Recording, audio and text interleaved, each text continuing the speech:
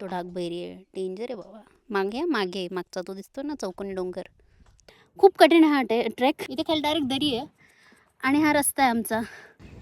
तर मित्रांनो, आपल्याला ह्या कपारीमध्ये जायचं. ह्या जो मधला हे दोन डोंगर त्याच्यामध्ये एक छोटासा हे आहे, गुफा आहे, तुम्हाला दिसत असेल ती. तिथंपर्यंत आपल्याला जायचं आहे. आता एक पक्षी ओरडत होता, तो पण ओरडायचा बंद झाला. वीकेंड आहे आज आणि मला एकही व्यक्ती इथे अजून येताना दिसला नाही. तुम्हाला अंदाज येत असेल की भौगोलिकदृष्ट्या त्या काळी हा गड किती महत्त्वाचा असेल. सेकंदासाठी वाटलं की इथे ना वॉटरफॉल आहे की काय, तेवढा जोरजोर वाऱ्याचा आवाज येतो तुझा खालच्या साईडने वरती. नमस्कार मित्रांनो, मी कोमल तुमच्या सर्वांचं पुन्हा एकदा स्वागत करते आपल्या ह्या यूट्यूब चॅनलवर. तर आज आपण चाललो आहे ढाकबैरीला, जो एकदम इंटेन्स असा ट्रेक आहे. आत्तापर्यंत मी जेवढे पण ट्रेक केले त्याच्यामधला one of the most hardest असणारच आहे हा.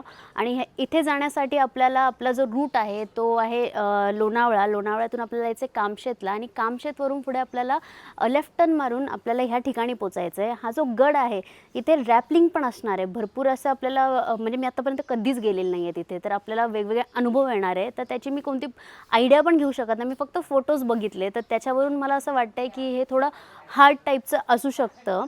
त्याच्या व्यतिरिक्त आपण जेव्हा वरती जाणार आहोत तर इथे गुफा आहेत वेगवेगळ्या, त्या गुफा बघायच्या आहेत मला ॲक्च्युली. तिथे मी खूप सारे फोटोज पोस्ट बघितलेले तिथले.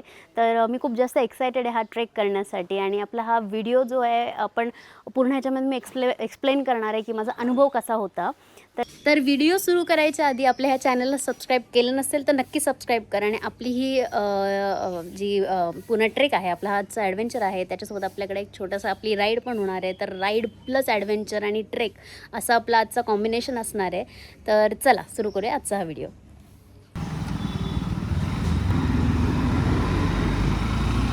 बोरघाटाचे वळणावळणाचे रस्ते भयंकर आहेत आणि लोकांना ॲक्च्युली इथे दिलेले इन्स्ट्रक्शन कळतच नाही, कुठून जायचं आहे कुठून नाही जायचं आहे. अजून पण हे कन्फ्युजन इथे आहेच.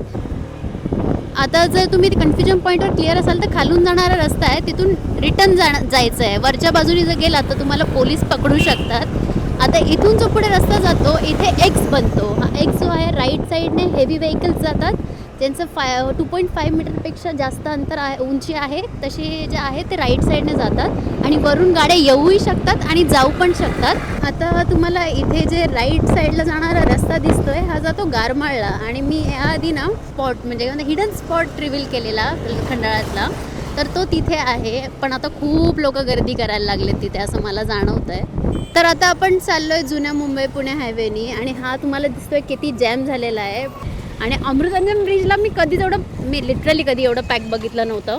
आज मी पहिल्यांदाच बघते. आय थिंक गाड्या असतात पण त्या मूविंग तरी असतात. रस्ता बघा कसला पॅक झाला आहे हा एक्सप्रेस. जरा पेट्रोल टाकून घेऊ आता, म्हणजे आपला पुढचा प्रवास सोपा होईल. 112 रुपये पेट्रोल बाबा. टोलनाक्याला पोचलो इथे. ॲक्च्युली वरसोली टोलनाका आहे. आता लोणावळा मागे टाकत आपण पुढे चाललो आहे कामशेतच्या दिशेने. तर तुम्हाला दिसते समोर आपल्या आहे RTX ही गाडी लास्ट इयर लॉन्च झालेली. आणि ही 300 cc ची बाईक आहे आणि लिटरली ही इतकी मस्त दिसते आहे, मी सांगते तुम्हाला. बघा इथून थोडा छोटासा रस्ता आहे. लक्षात ठेवायचं आहे लेफ्ट साईडला तुम्हाला ट्रेनची पटरी दिसेल, तर म्हणजे ती श्युरिटी आहे की तुम्ही रस्ता चुकलेला नाही आहेत. ते 1 किलोमीटर आत आलो आपण आणि लगेच आपल्याला गाव लागायला सुरुवात झाली आहे. आणि तुम्हाला दिसतं इथे शेती, गावाकडची लोकं लगेच दिसायला टोपी घातलेली लोकं दिसत आहेत. हे घरं जशी आहेत, घरांचे जसे पॅटर्न आहेत. सो मी कधी ह्या साईडला आली नव्हती, पण हे बघून मला छान वाटलं की अजूनही इथली लोकं काही जास्त बदललेली नाही आहेत. तर मित्रांनो, मी इथे आता कामशेतच्या आतमध्ये आलेली. कांबरे गावाच्या पुढे आल्यावर दादा, हे गावाचं नाव काय आपल्या, काय म्हणता? गोवित्री. अच्छा, ह्या गावाचं नाव आहे गोवित्री. आणि मी इथे चालली आता. तुम्हाला माहिती आहे पुढे आपल्याला प्रवास पूर्ण करायचा आहे. तर मी आता इथे उभी आहे आणि इथे 1 नंबर मिसळ मिळते. रिकमेंडेड आहे, हायली रिकमेंडेड मिसळ आहे. माझं आता ठरलं आहे पावसाळ्यात मी नक्की ह्या रस्त्यावर येणार आहे. रस्ता कसला मस्त दिसतोय. तर मित्रांनो, हे जे खाली दिसतंय ते आहे कोंडेश्वर मंदिर. मी गाडी इथे पार्क करते आहे आणि आपल्याला इथे ट्रेकला सुरुवात करायची आहे. इथे डायरेक्ट शांतता आहे, आवाजच नाही आहे कसला. आणि तो ढाकबैरी आहे, डेंजर आहे बाबा. मागे मागे मागचा तो दिसतो ना चौकोनी डोंगर, तो. मी नव्हता विचार केला एवढा उंच असेल. 1.5 तासाचा ट्रेक सांगितला. नक्कीच कलावंतींपेक्षा कमीच असावा. तो केला म्हटल्यावर हे पण होऊनच जाईल. 1.5 तासाचा ट्रेक म्हणतात. तिथे दादा होते खाली ते, आणि ते बघून मला टेन्शनच आलं आहे. चला, कुठून सुरू करू? इथून खालून उतरून?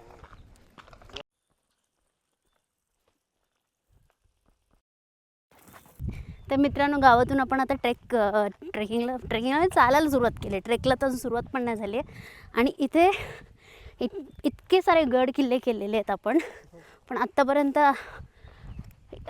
ही जागा मिळाली आणि मला कुठे हिंटच भेटली नाही. फक्त मला एक डोंगर दिसत होता. मी तिथे फक्त मेन रस्ता फॉलो करत पुढे आले आणि तिथे गावकऱ्यांना विचारलं, तर त्यांनी मला सांगितलं की इथे कोंडेश्वर मंदिर आहे, तिथून सुरू करायचं तुम्हाला ट्रेक. आणि आम्ही फक्त चालतो आहे पायवाटेने, आणि जिथे डोंगर आहे त्या दिशेने चाललो आहे. बाकी त्याच्याऐवजी आम्हाला काहीच माहीत नाही. बघू आज होतं आहे की नाही हे सगळं. तर मित्रांनो, तो आहे ढाकभैरी. आणि मी आत्तापर्यंत ना 3 ठिकाणी येता येता विचारलं आणि सांगत आली की इथे मी चालली आहे. लोकांनी मला 3 ते 4 वेळा कन्फर्म केलं तुम्ही नक्की ढाकभैरीलाच चालले आहेत, आणि तुम्हाला आधी आलायत का, पहिल्यांदा आलायत, हे सगळे प्रश्न विचारले. ह्याचा अर्थ की ते जाणं खूप कठीण आहे असं मला फील होतं आहे. तेवढाच इंटेन्स असं बोललेले विचार केलेला ना, तसंच हा ट्रेन असणार आहे मला वाटतं आहे. तर मित्रांनो, मी सकाळपासून ह्या रस्त्याला जेव्हापासून आलेली आहे तेव्हापासून, म्हणजे वीकेंड आहे आज, आणि मला एकही व्यक्ती त्या अजून येताना दिसला नाही. मे बी पुढे गेले असेल, 2-3 गाड्या होत्या, पण जशी आपण नेहमी बघतो रील्स किंवा व्हिडिओज बघतो त्याच्यामध्ये किती गर्दी असते तुम्हाला माहितीच असेल. तर मी या रस्त्याने चालते आणि तुम्हाला कळतं इथे कसलंच अंदाजच येत नाही कोणत्या साईडला चाललो आपण. तर वीकेंडच्या दिवशी इथे एक माणूससुद्धा नाही आहे. माणूस तर ठीकच आहे, इथे रस्तासुद्धा जायला धड नाही आहे. म्हणजे आम्ही अंदाजे चाललो आहे आता. बरं झालं मी मयूरला सोबत घेऊन आली, नाहीतर तोंड उचलून नेहमीसारखी निघाली असते तर आत्ता मला फोनच करायला लागला असता एखाद्या हेल्पलाईन नंबरला. आपण नेहमी व्हिडिओजमध्ये बघत असतो की नवीन स्पॉट रिव्हील झाले, नवीन गोष्टी सांगितल्या, एखादा टुरिस्ट स्पॉट आपण किंवा ट्रेक आपण रिव्हील केला तर लोकांची लगेच तिथे गर्दी होते. पण ही जागा मे बी लोकांना अजून माहीत नाही आहे की ते यायची हिंमतच करत नाही आहे. आणि अजून एक इंटरेस्टिंग गोष्ट मला दिसली. आजपासून चालते तेव्हा मला हा ॲरो दिसतोय. काकांनी मला सांगितलं मगाशी, तुम्ही थोडं जरा सांभाळून जा, इथे तुम्हाला रस्ते कळणार नाहीत. पण मगासपासून नोटीस करतोय ज्या ठिकाणी जायचं आहे हे इथे ॲरो लावलेले आहेत, त्या ॲरोजला आम्ही फॉलोसुद्धा करायचा प्रयत्न करतोय. होप सो ते त्या साईडसाठीच असावेत, दुसरं तर काय नाही या डायरेक्शनला. चला,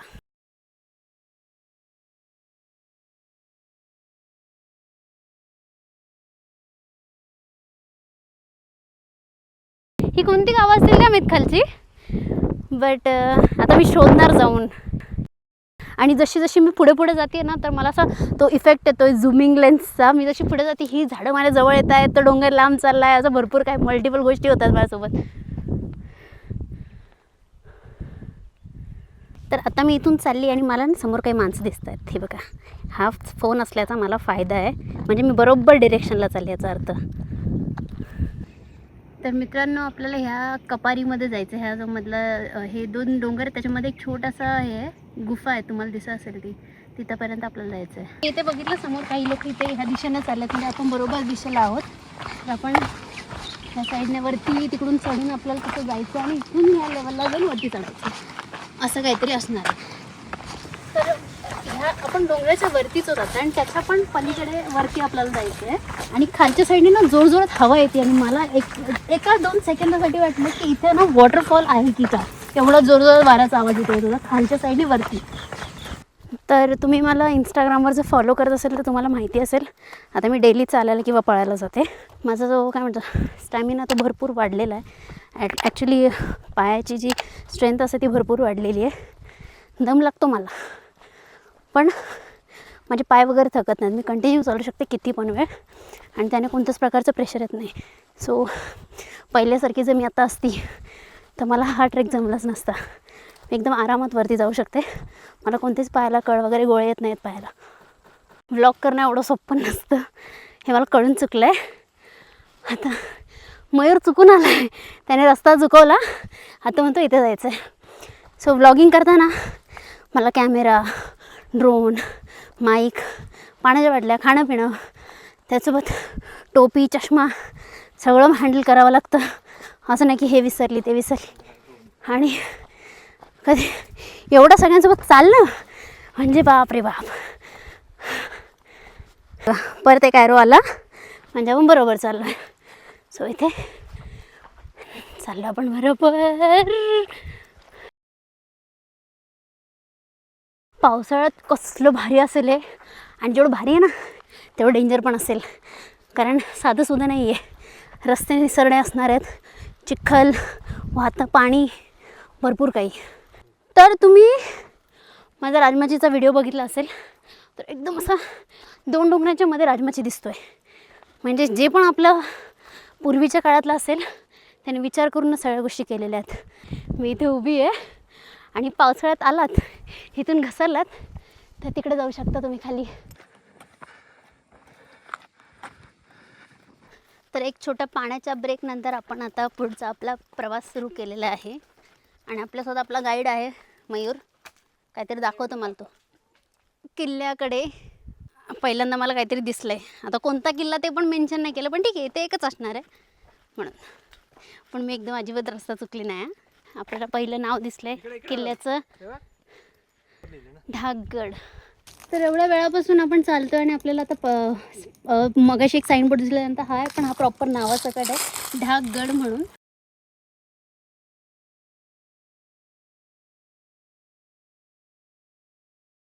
तर इथे खाली बघितलं तर डायरेक्ट मगाशी मी तर नोटीस करत होती एकदम लांबवर 2-3 डोंगरच्या पलीकडे एक कोपरा दिसतोय. त्या कोपऱ्यात ट्रेन आहे कर्जतवरून वरती जाणारी लोणावळ्याकडे, ती दिसत होती मला. आणि आय थिंक ही जागा आहे की कर्जतपासून एकदम मागच्या खेडेगावापर्यंत आलं की आपल्याला तिथूनही रस्ता असणार आहे. तर ॲक्च्युली काय आलं, आम्हाला गुगलने दाखवलं आम्ही त्यानुसार आलो. पण जर ॲक्च्युली कोणतरी कर्जतमध्ये असेल त्याला विचारलं तर आपल्याला हा रस्ता सांगू शकतो. इथे डायरेक्ट असं आहे, असं म्हणजे पावसामध्ये तर डायरेक्ट धबधब्यासोबत उतरायला लागणार आहे खाली. जायचं कुठे, इकडे की इकडे? इकडे खरंच ही मोहीमच आहे. मोहिमेवर चाललो आपण आता. ह्याचा अर्थ आपण बरोबर रस्त्याला आहोत. तिकडून गावातून निघालो आपण, चालत चालत स्लोपने वरती आलो. तर डोंगर चढला, आता परत दरीतून डोंगरातून खाली उतरतोय. आता हे झाल्यावर परत आपल्याला वर चढायचं आहे. म्हणजे 2 डोंगर चढायला लागतात आपल्याला आणि 3दा उतरायला लागतंय.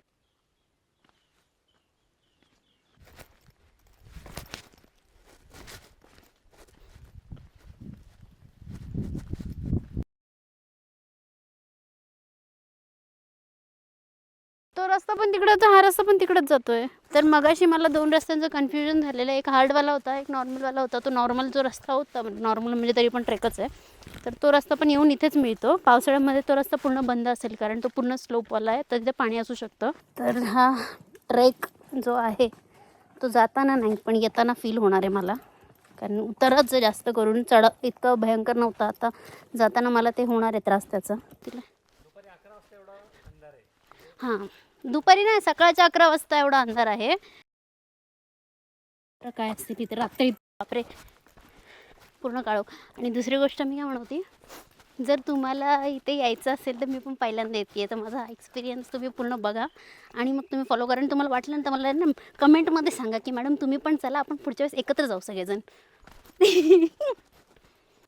शांतता किती आहे बघा.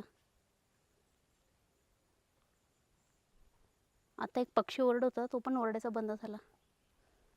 हे थांब.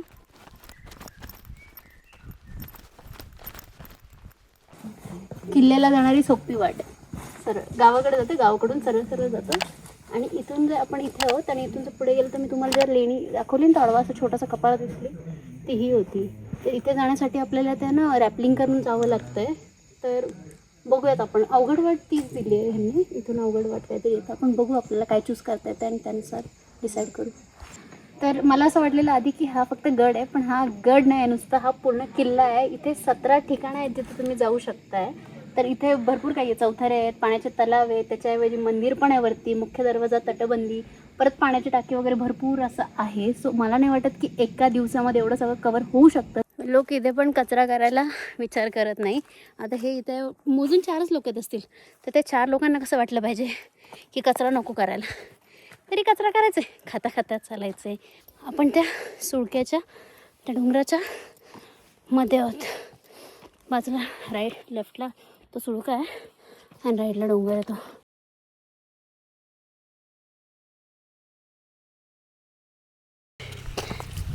हो मी काय बघते तुम्हाला दाखवत थांबा. बापरे, आता इकडे हा वरचा तिकडे जाण्याचा रस्ता आहे गडावर किल्ल्यावर. चौथरे म्हणून लिहिलं होतं ना ते वरती आहे तिथे.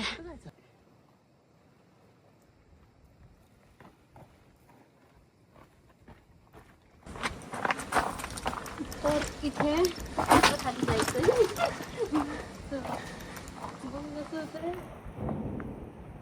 मला वरती ना लेफ्ट आणि राईटला डोंगर दिसत होते आणि मध्ये एक रस्ता दिसत होता. तर तिथे गेलेला बहिरी गेली म्हणून खाली जायला रस्ता आहे. मला माहीत नाही, मी फक्त चेक करते, चेक करून परत वरती येते.